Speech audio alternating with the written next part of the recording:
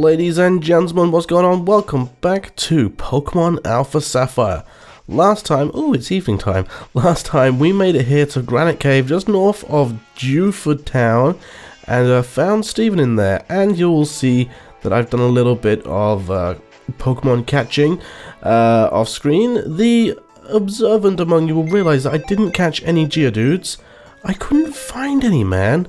Plus, I'm going to be coming across them later on in the game, so I know I'm not too bothered about looking for them. I also ran out of balls while trying to catch Abra. I came across one, I called it Alpha, and the other one... Wait, I think I got those the wrong way around, yeah. 18, he's called 18 because Abra sleep for 18 hours. Then obviously Kadabra, this one would be called Kadabra. I found that through the Dex Nav. He's called Alpha because apparently they emit alpha brainwaves. And then the one that I'm going to save for Alakazam is, I'm going to call that one Dumbledore, because he looks like Dumbledore with the whiskers. But yeah, here you can see my team, sticking with Elastigirl, and I'm going to try and level these guys up now. Surskit is about halfway there, he's got to get to level 22, or she. Magikarp's got to get to level 20, and the others are fairly close as well, so we should get mass evolutions sooner or later.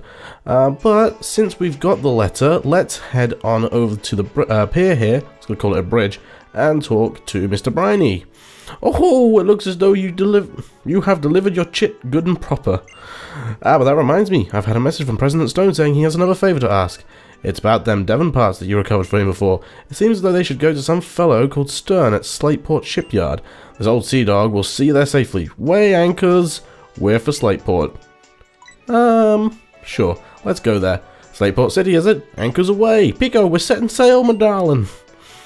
Okay, yes, so we are now heading towards a brand new city, the city of Slateport. But before we get there, we get this really nice little animation showing the route which we're travelling along, but we don't actually get to see it. But before we actually get to Slateport, we've got a bit of some battling to do. Ahoy, we've made land in Slateport. I suppose you're off to visit Captain Stern and deliver those Devon parts.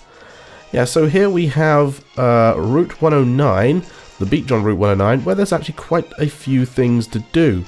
But the first thing I want to do is head on over to... Can I dodge them all?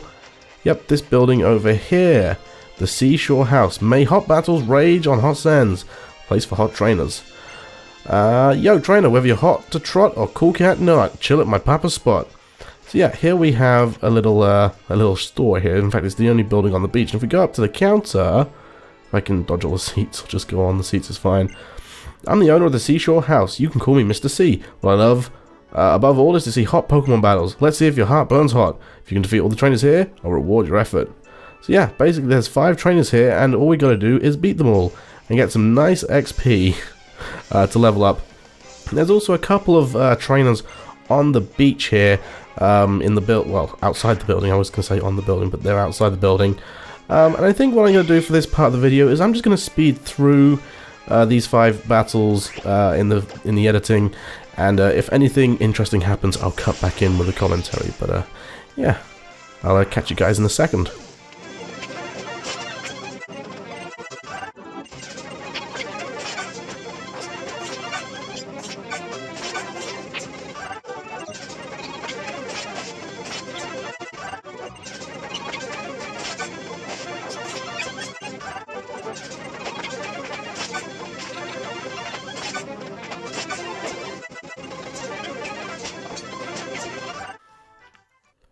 Alright, that didn't take too long. Definitely the time lapse would have helped there, so that's great. Let's talk to this guy. You're scorching hot, those battles blaze. I'm more than pleased. As a thanks for showing me your hot streak, I want you to take these. It's a half-dozen bottles of Soda Pop. So Soda Pop are like potions, except they're a little bit better. Does he say what they do? Pokemon Lover, only $300 a bottle. So I believe they heal Pokemon by 60 hit points. Let's switch over to there. Soda Pop, 60 hit points, yeah. So they're pretty good, especially you can't sniff against 6 of them for free. Like, they'll come in handy later on for show.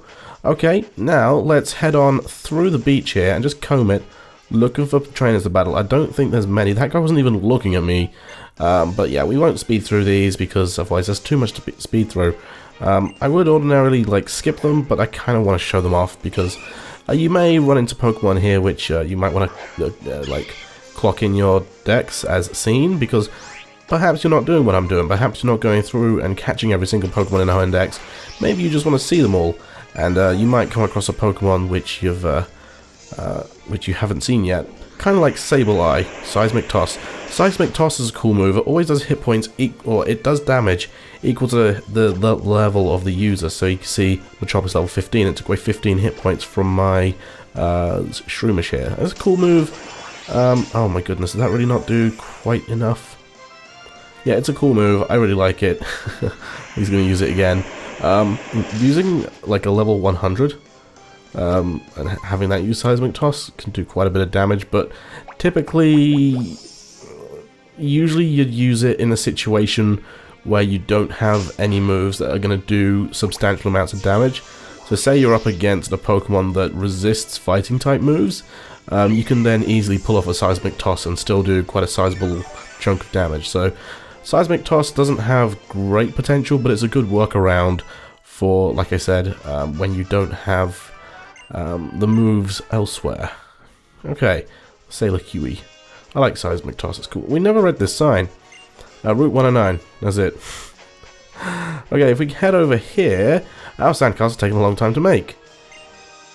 You can have this, and she gives us the soft sand, which raises the power of ground type moves. We're going to get the sand from the beach and build a humongous castle. Then we're going to be the queen and king. You can be servant. I will rule the roost. Let's actually take a look, because I think I may have got that wrong. Oh, it does do ground type. I thought it might have done rock type for a moment there, but it's ground type. Okay, carry on looking. There's a trainer over here, I believe. Yeah, so this little tuber girl here will, doesn't a beach umbrella look like a giant flower? Yeah, this tuber girl here will battle us. And did you notice, you probably didn't because it went by so quickly, but when we fought against that tuber boy, he only gave us $54. Like, I'm pretty sure we literally just stole that kid's lunch money. I feel so terrible. At the same time, I need it. It's mine. I'm not giving it back. So these Azurials are ridiculously resilient to grass-type moves. I think their special defense is just jacked, but I'm not really sure. Maybe it's the hit points, I can't remember. We're going to be going through Azurial later on when we have the ability to catch its family members. Okay, there we go. Tubalola defeated. 54, 56. She was richer than that tuber kid, but now they're both poor. Okay, tuber boy here. There's another one. I'm thirsty. I could go for a soda pop at the seashore house.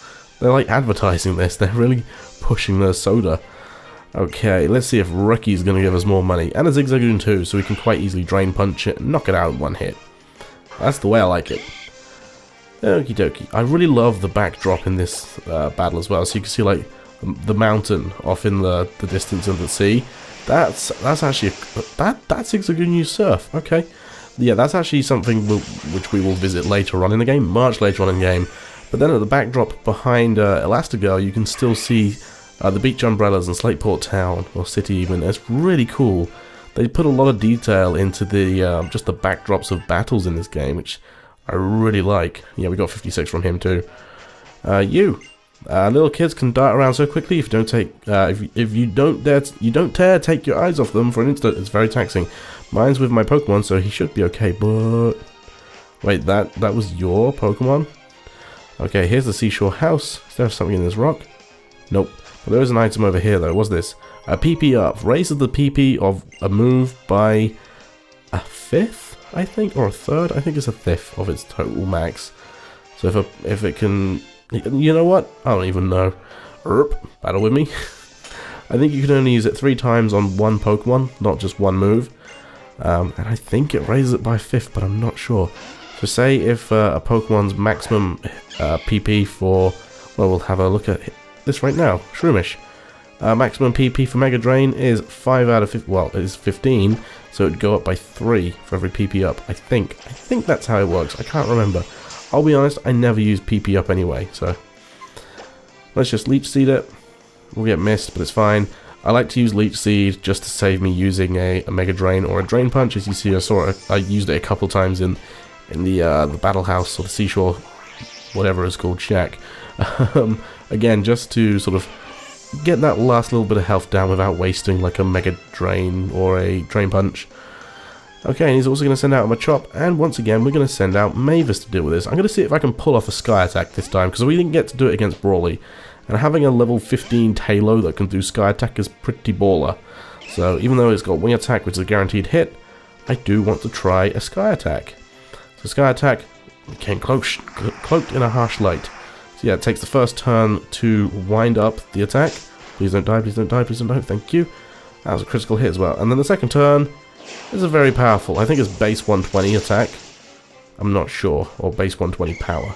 Or base 100. We could check if we wanted to, but it's not something we're going to be using a lot, so it's okay. Murphy grew to level 15, fantastic, and we beat Sailor Edmund as well. This guy must have just drunk some soda or something. Usually stronger than this, I just see stick as a dog. I'm a sailor though. Okay, maybe he didn't just drink soda.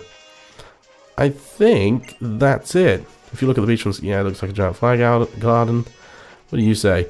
The water around these parts is clean, but my Zigzagoon still picks up litter from the shoreline at times. Dirty water becomes rain and joins our rivers, which we drink from. If we pollute the sea, it all comes back to haunt us eventually. Indeed. I've got a feeling there's like a hidden item here somewhere, but we're going to get an item later on. That means we can come back and check out if we've missed any hidden items. In fact, that item isn't that far away. But yeah, if we head up through these steps, we will arrive in Slateport City. Let's take a look at this sign here. Slateport Market, unique items found nowhere else. We're going to be checking out Slateport City next episode, because this one's fairly close to being done. Let's just check out over here. The beam from the lighthouse reaches dozens of miles. I wonder whether its light startles any of the Pokemon in the sea. The sea is just so vast. Could the sea have been made by the tears shed by Pokemon? That's depressing, man. Whenever I see a lighthouse in Pokemon, it always reminds me of Olivine City and the Ampharos story. I love that. Oh man, that's like one of my favourite parts of Gold and Silver and Crystal and Heart Gold and Soul Silver. Okay, we are going to head to the Pokemon Center here. Although just quickly, if we click on this sign, I believe this is one of those cinematic signs. I believe wrong. Where are the cinematic signs? Or are they in X and Y, not in this? Oh, hello. Okay, we will check that out next time, guys. Gonna head into the Pokemon Center here, talk to everyone here, and then call it quits. Okay, what do you say? Want to know the trick to battling? If you ask me, it's raising different kinds of Pokemon in a balanced way. It's no good just to make one of your Pokemon strong. If you end up facing a type it's weak to, might not stand a chance. My girlfriend did that, playing Pokemon Heart Gold. I gave it to her. She has like a level 60 Typhlosion and can't beat Lance. Sucks to be her. You trade Pokemon with your friends, right? The Pokemon you trade is holding an item. When you send it out, it will make them twice as happy. Huh, I didn't know that. Interesting. Wait, what? Is it just traded Pokemon, or is it every I don't know, that doesn't make sense. Good evening, welcome to the Pokemon Center. Would you like the rest of your Pokemon? Yes. So, that is going to do it for today, guys. Thank you all very much for watching this episode of Pokemon Alpha Sapphire. Not a lot we did today, but we did make a little bit of progress and made it to the next town.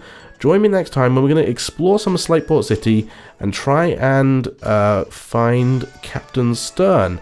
So, thanks once again for watching, guys, and I will see you all in the next one. Bye-bye.